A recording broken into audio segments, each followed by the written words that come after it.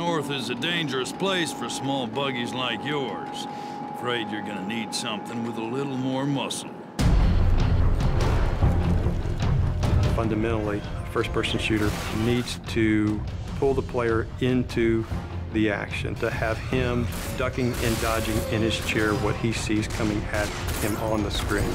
But with Rage, we've gone beyond that.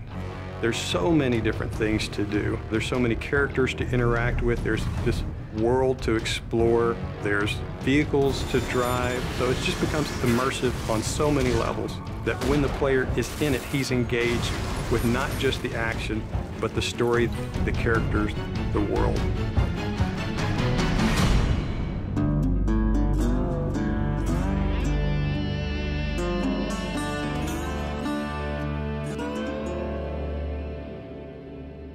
The Wasteland in Rage is kind of like a plate that the rest of the game sits on.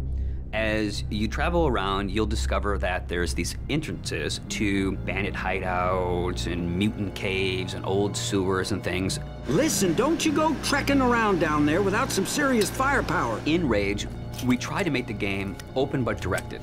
Player choice is very important in Rage.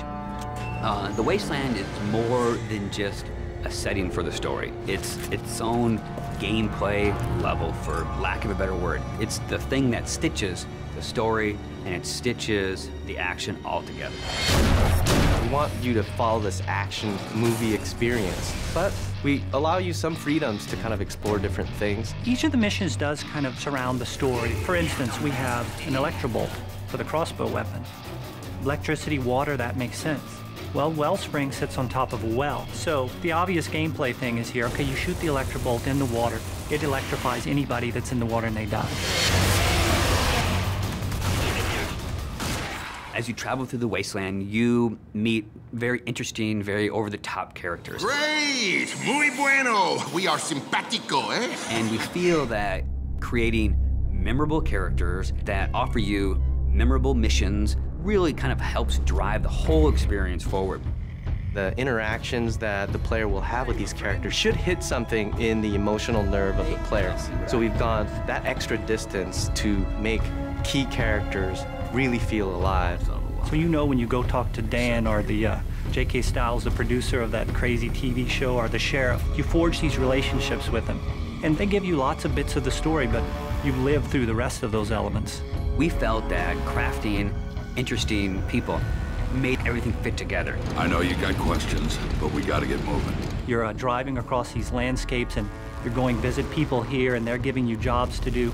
So I hear you have a message from our friend Dan. Let's have it then. One of the things that we discovered with Rage is when people saw us drive around, shooting other cars, they immediately said, I want to do that in multiplayer. So we've taken the best parts of the vehicle combat from the single-player experience and added a really fun, intuitive multiplayer experience with it. We also have this cooperative style gameplay that allows a player to get with a friend, run through a level that's maybe changed a little bit from things that they've seen in the game, and then we roll a little bit of fiction into that. So it's taking all the kind of visceral, in-your-face action, but you're doing it with a buddy. We really have the best of both. We have great co-op missions and some great vehicle multiplayer. We want to provide this smorgasbord of different things that the player can do so that they can become immersed with other things rather than just a critical story path. But if you want, you can go to the store, get a couple more grenades, outfit yourself with some new ammo types, jump back in the car and head for the next action. And we're okay with that.